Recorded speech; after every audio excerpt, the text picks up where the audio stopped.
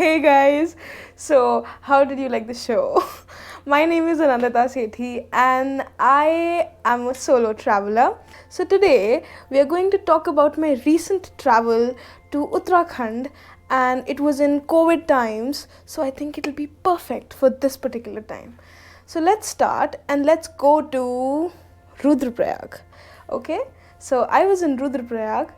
I was just thinking to go to Ukhimat. I wanted to trek Madh Maheshwar.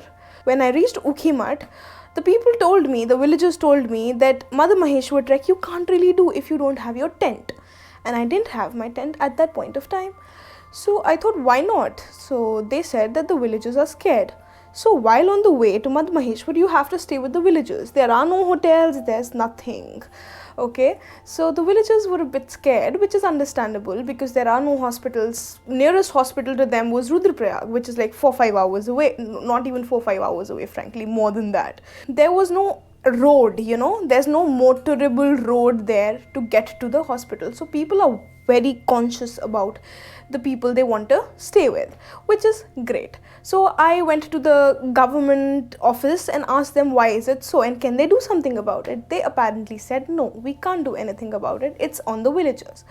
So I thought I don't want to go back to Rudraprayag and maybe go back to Rishikesh, and I was like, I want to explore and I am on this crazy mental something I was going through, that I wanted to just roam around to new places, and that was what I wanted to do.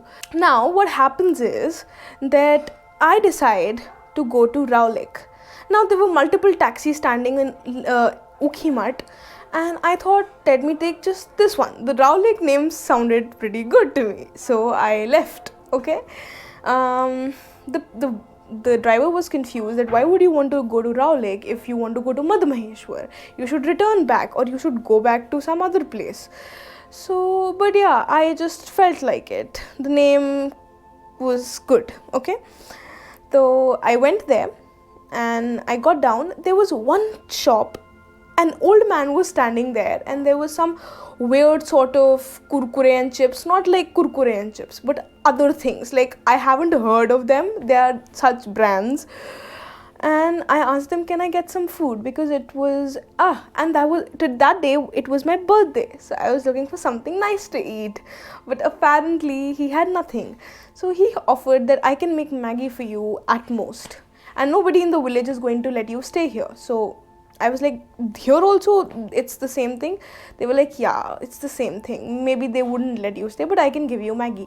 So I was like, sure. So he cooked me some Maggie. I ate the Maggie and had some tea. Then picked up some biscuits and whatever he had, I just picked it up and put it in my bag. And somebody told me that up from that mountain, there's this beautiful, some people, 2, 3, 4 people live there, and you can actually go climb up the mountain and stay there. And I was pretty happy about that. I was like, okay, great. Now it is 2 o'clock. 4-kilometer trek means 6 o'clock I'll reach. So I was positive about it and I left. Apparently, the valleys I saw, the clouds, everything was so mesmerizing. It's like, it's not like any other place. Raulik is beyond the capacities of what I can talk about. So, not even Raulik, I think many villages in Uttarakhand are unexplored, which is sad because Raulik has the capacity to grow so much tourism you don't even know. So while I was climbing, I met many people on the way. Beautiful people. I'll tell you about 3 people. The first person, what he told me that I was on a wrong way. So apparently I was going up and he was telling me that you're going the wrong way, you'll never reach up. He showed me the right way. The second man I met saw me from up there that a girl is coming up, so he rushed and he was like, why? I was carrying like a 15 kg bag, so he rushed and he was like, oh, okay, तो आप कहाँ से आए हैं and blah blah blah blah blah.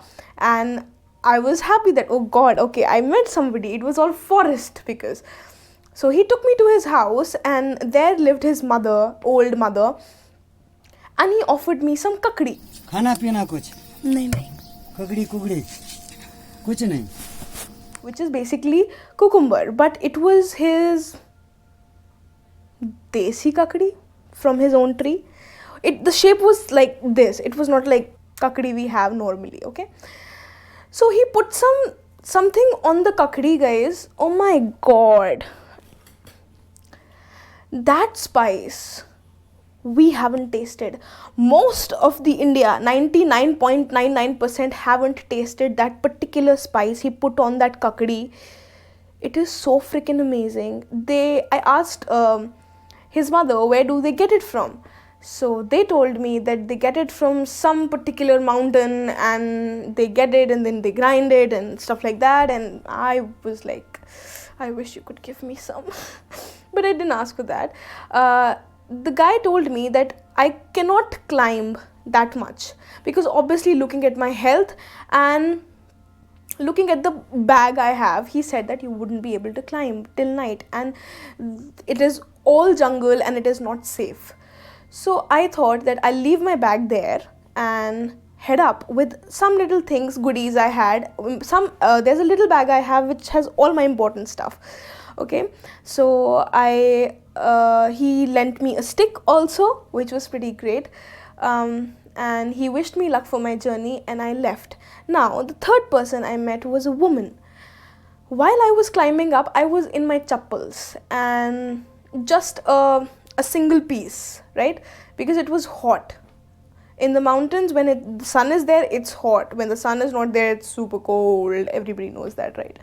So I was in my chappals and I was just climbing, and there's this old woman, and when I'm saying old, I'm not saying old, I'm saying old, okay? So when I met this woman, now she touched my feet, and I was like, what? Why would you do that? I really don't understand. Why would she do that? And she was so happy to see me, and she was doing all namaste and thing. And I didn't understand why she would do that. So I bowed down to her, and she was like, no.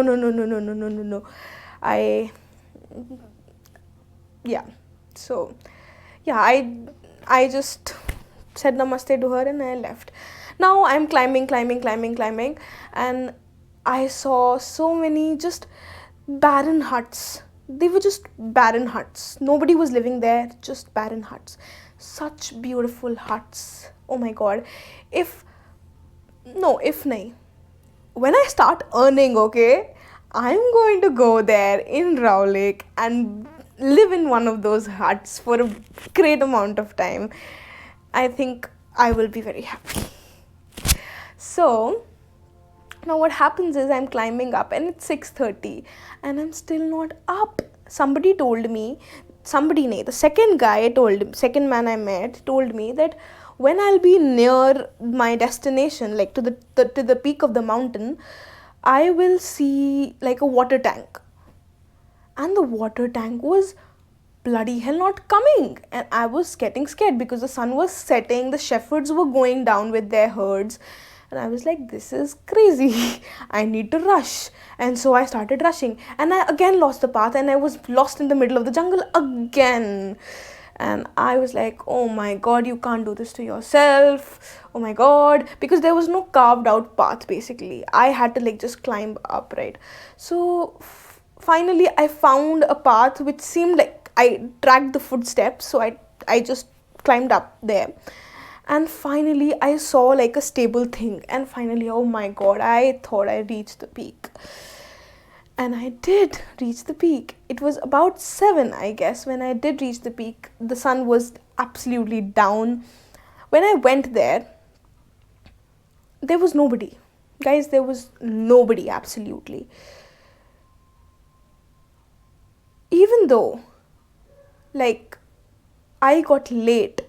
Maybe I thought I got late because I was watching the beautiful scenery and the mountains and the trees, and I was all getting mesmerized and stuff. I thought I got late and therefore people are not visible. But there I saw this man sitting there, and I shouted like, Bhaiya! And it so happened that um, he heard me. He came and he said, "What happened?"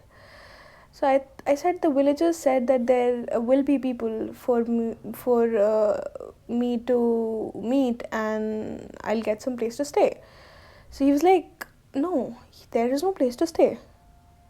And it was 7 o'clock, and I was like, "Now what am I supposed to do?" So there was this sadhu, monk, you want to call. I went to his little thing and I said that, "Can I like stay here?" He said that, "No, I am 100 years old and I am very scared of COVID." And he basically started screaming on me that, "How can you do this? How can you come at this time of like COVID here? I am not going to let you stay.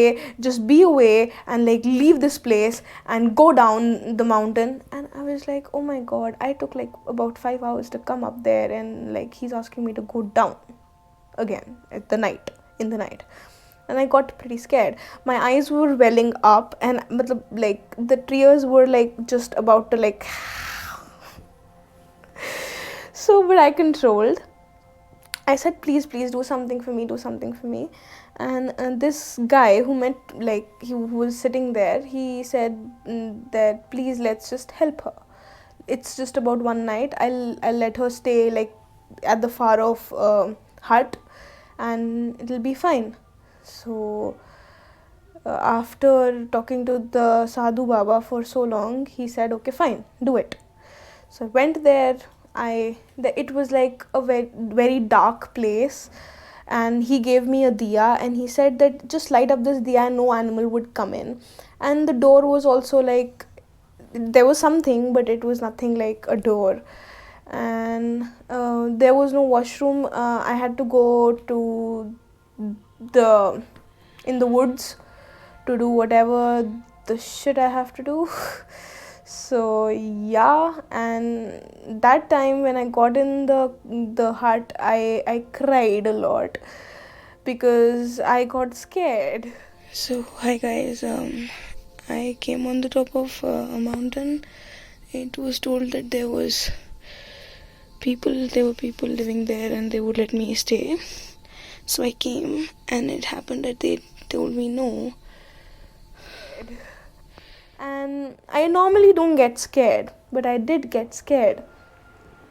And after some time, that man came and sit just beside me, and he was talking to me. He talked to me for a long time. साग सब्जी इन सभी लोग एक time भी खाएंगे पर मरेगा नहीं भूखा के। तो ये है यहाँ का ये सिस्टम है। नहीं तो हमारी तनख्वाह मेरी 8,000 है, 8,000 में क्या होता है? हाँ सही बात। Then he gave me some chai, and then he gave me some food. I could see the whole Rudraprayag from up there, and it was very beautiful. But I just knew in my head that I had to rush down, otherwise this guy is going to kill me. So somehow I spent the night.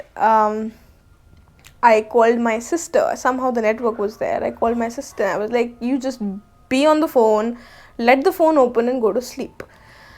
So that was what I was doing. It was a stupid move because I needed battery, but I had some head torch, so it was fine. Yeah, the room was pretty cozy, though I was cold the whole night. Yes, so that's how the night went, and that's how it was. So I have been living here.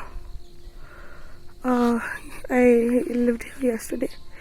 There's nothing, absolutely nothing here. And even if you have to poop, you have to go somewhere in the jungle. Then next day I went down. I left my beautiful, my lucky, my most beautiful. I'll put a picture there of what cap I left there. And nobody would send that cap down is because of they're scared of COVID. So I'm thinking that next time I'll go to Rowlek, I will bring my cap. If they have saved it, I will bring it back. And this is the story of Rowlek and the people. I got back, I got down, gave the man his stick, took my bag from him, and we exchanged numbers. We haven't ever talked after that, obviously, but I'm so thankful to the people of Rao Lake that they let me stay in the times of COVID when there are no hospital whatsoever. And this is how the story was.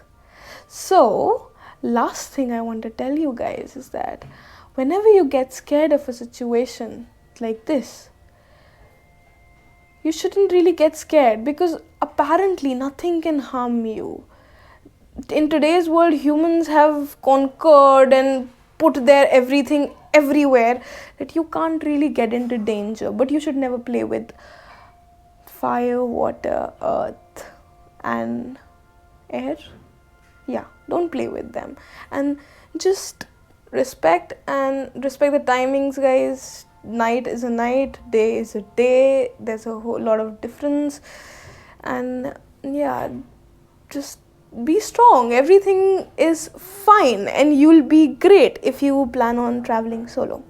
Now with this, I bid you goodbye.